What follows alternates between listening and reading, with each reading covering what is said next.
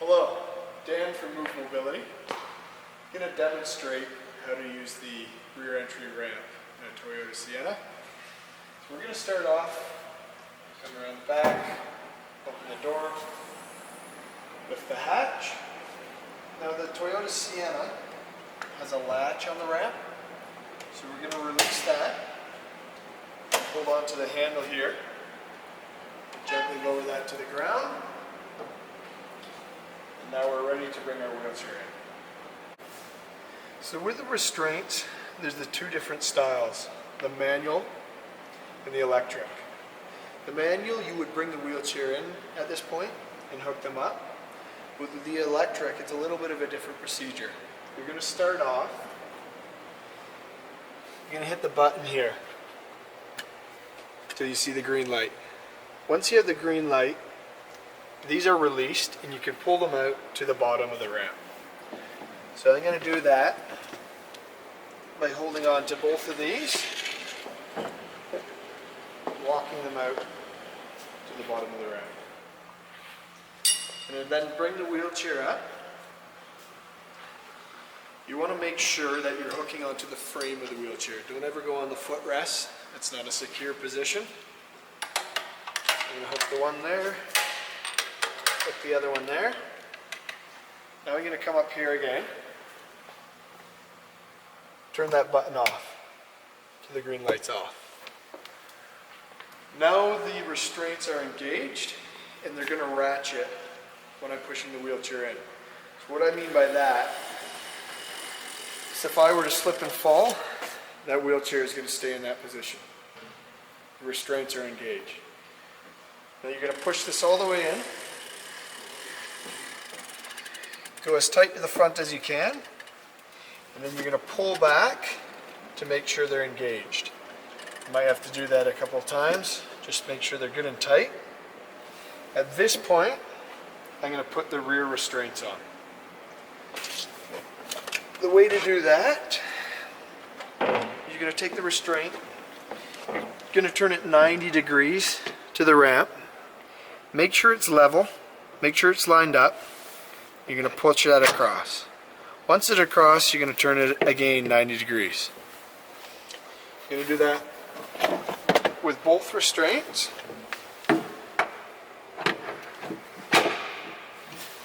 Turn that. At this point, I'm going to hook it onto the wheelchair. Again, we don't ever want to go to the wheel. We don't want to go to anything other than the frame. For best securement, you're likely going to want to go higher up on the wheelchair, which will bring a bit of down pressure. So I'll do that to both sides.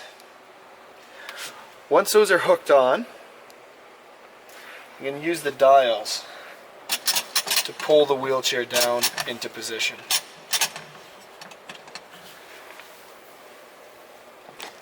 Now it's good and secure. Alright, so now we've got our 4 restraints on. We're going to move to the lap belt and the shoulder belt. So in this compartment here, the lap belt is the red belt. You're going to unravel that. Check by the buckle. That's your main buckle. You should have one loop right next to it, one hook, the other hook down at the bottom. That can be used on either side depending on the scenario. So what you're going to do, I'm going to use the short side buckle at this stage. Take that, you're going to put that around the occupant. You don't want it over the handles. You want it snug to the wheelchair and ultimately to their waist. You take these buckles, clip them on to the restraints there. Very simple seatbelt style buckle. Now that's set up, that same compartment I'm going to pull out the shoulder strap. So that's your black strap. That can be adjusted as necessary. I have the adjustment buckle here. You're going to take the one end, that's going to hook up in the vehicle. Now where you want this to go is across the shoulder and under their arm. just like a regular seatbelt. So I'm going to do that. Once I have that there, I clip it into this buckle here.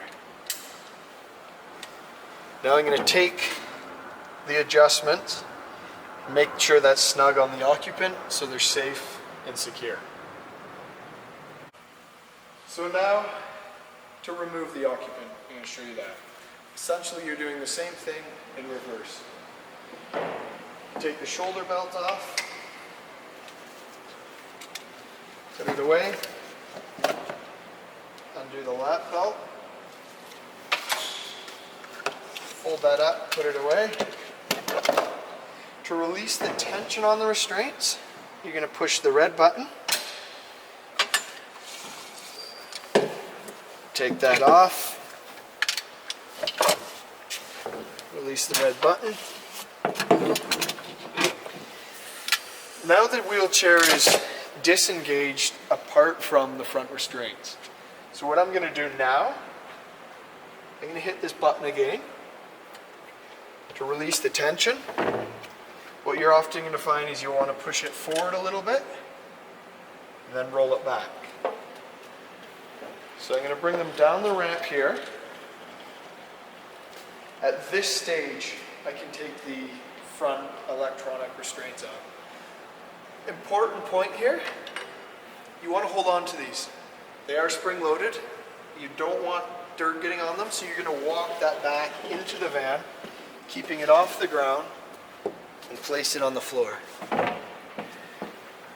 So again, don't let go of these because they will fly around, they'll get dirt on them, and they won't work ideally. Once I've done that, I can turn the button back off. The van is ready to go. So now we're going to tell you about the D409 equipment. So every commercial vehicle legally has to have a D409 kit. What that is your fire extinguisher. Right there mounted to the floor. You've got your breakdown kit, which is essentially your plastic triangles. The side of the road, you can set those up just to give a visual warning. Lastly, you're going to have your first aid kit just in the event of any emergencies. So that's a legal requirement for any commercial vehicles, and that's your D409 kit. Lastly, we want to talk to you about warranty and service. So every MoveMobility conversion is going to come with a 3-year or 60,000 kilometer warranty. That includes the conversion and any of the related components. Now for service, if you have any issues, any concerns, what we're going to tell you to do is to reach out to one of our friendly client service representatives, and they'll tell you which location they want it brought to get the issue taken care of.